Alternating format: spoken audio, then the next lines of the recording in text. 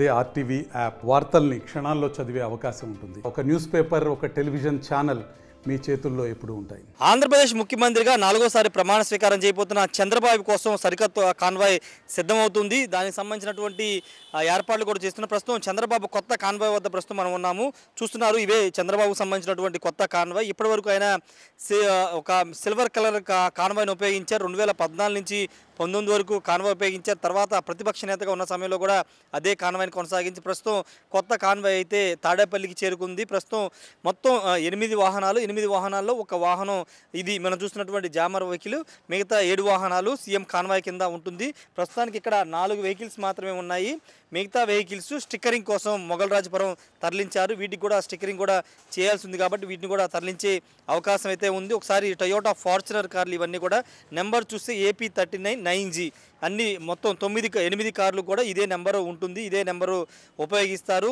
ముఖ్యమంత్రిగా బాధ్యతలు ఎల్లుండి ప్రమాణ స్వీకారం చేయబోతున్నారు కాబట్టి ఎల్లుండి నుంచి కాన్వాయి ఆయనకు వెళ్ళే అవకాశం అయితే ఉంది. ప్రస్తుతం తాడేపల్లిలో ఇక్కడ 4 వెహికల్స్ మాత్రమే ఉంచారు. మిగతా వెహికల్స్ ఇంతకుముందు చెప్పినట్లే మొగల్రాజపురంలో స్టిక్కరింగ్ కోసం అయితే తరలించారు. మనం చూస్తున్నాం ఈ కారు కూడా సేమ్ 393 ఇదే నెంబరు ఉపయోగిస్తున్నారు. సెంటిమెంట్ ప్రకారమే ఈ నెంబరు కేటాయించినట్లయితే తెలుస్తుంది. ఒకవైపు ఇటు చూస్తే కనుక ఇది చంద్రబాబు కాన్వాయ్లోకి సంబంధించినటువంటి ఈ వెహికల్ గతంలో మొన్నటి వరకు వాడిని ఉపయోగించినటువంటి కాన్వాయ్. ఇది 2014 నుంచి 19 వరకు ఇదే కాన్వాయ్ని ఉపయోగించారు. 19 అంటే ప్రతిపక్షంలోకి వచ్చిన తర్వాత కూడా ప్రస్తుతానికి ఇదే కాన్వాయ్ని ఆయన ఉపయోగిస్తున్నారు.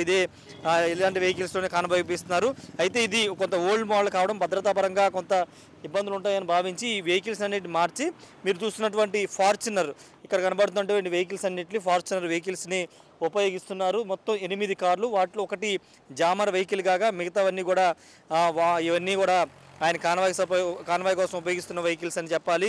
మొత్తం బ్లాక్ కలర్ ఉన్నటువంటి టొయోటా ఫార్చునర్ వెహికల్సే ఇవన్నీ కూడా రాష్ట్ర ప్రభుత్వం ముఖ్యమంత్రి కాన్వాయ్ కోసం కేటాయించిన పరిస్థితి అయితే ఉంది. ఒకసారి వెహికల్స్ అన్ని నా వెనక వెహికల్స్ చూడుస్తున్నారు. ఎల్లుండి ప్రమాణ స్వీకారం చేస్తున్నారు కాబట్టి ఇది కొత్త కాన్వాయ్లోనే చంద్రబాబు ప్రమాణ స్వీకార ప్రాంగణానికి వెళ్ళే అవకాశం కూడా కనబడుతుంది. మిగతా వెహికల్స్ స్టిక్కరింగ్ అయితే వర్క్ అయితే జరుగుతుంది.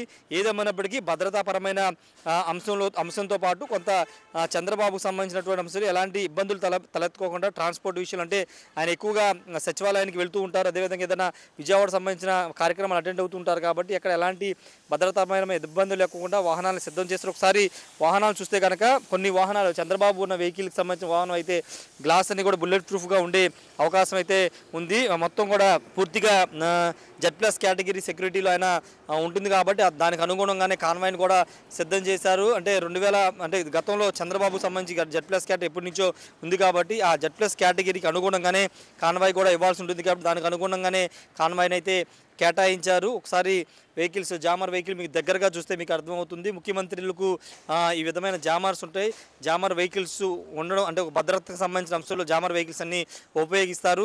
అయితే చంద్రబాబు సంబంధించి చూస్తే కనుక 2003లో ఆయన మీద నక్సల్స్ అటాక్ జరిగింది. అప్పటి నుంచి కూడా ఆయన పూర్తి స్థాయిలో Z+ కేటగిరీలో ఆయన ఉంటూ ఉన్నారు. ప్రస్తుతం ముఖ్యమంత్రి అయ్యారు కాబట్టి ముఖ్యమంత్రి అవుతున్నారు, ప్రమాణ స్వీకారం చేయబోతున్నారు కాబట్టి Z+ కేటగిరీ కొనసాగే అవకాశం అయితే కనబడుతుంది. ఇదే కాన్వాయ్లో చంద్రబాబు ముఖ్యమంత్రిగా ప్రమాణ స్వీకారం చేసిన దగ్గర నుంచి ఉపయోగించుకోబోతున్నారు. అంటే రాష్ట్రంలో 3 చోట్ల ఆయనకి కాన్వాయ్లు ఉంటాయి. విశాఖపట్నం, అదేవిధంగా తిరుపతి 3 రీజనల్ ఏరియాల్లో కాన్వాయ్లు ఉంటాయి కాబట్టి ఎక్కడ ఎలాంటి ఇబ్బంది లేకుండా కాన్వాయ్లు అయితే సిద్ధం చేస్తున్న పరిస్థితి అయితే కనబడుతుంది. ఏదేమైనప్పటికీ ప్రస్తుతానికైతే కాన్వాయ్లు అయితే సిద్ధమవుతున్నాయి. ఎల్లుండి ప్రమాణ స్వీకారం సందర్భంగా ఇదే కాన్వాయ్ని చంద్రబాబు ఉపయోగించబోతున్నారు. కెమెరా పర్సన్ ప్రసాద్తో రాయేష్ RTV తాడేపల్లి నుండి. JEE అడ్వాన్స్డ్ 2024 ఫలితాల్లో Resonance Vijaya Bheri all India open కేటగిరీలో 31, 53, 63 లాంటి టాప్ ర్యాంకులతో పాటు కేవలం రెజొనెన్స్ హైదరాబాద్ క్యాంపస్ నుండి 180 మందికి పైగా విద్యార్థులు IIT సీట్ సాధించడం గర్వకారణం. మా హైదరాబాద్ క్యాంపస్ లో JEE లాంగ్ టర్మ్ అడ్మిషన్స్ జరుగుతున్నవి.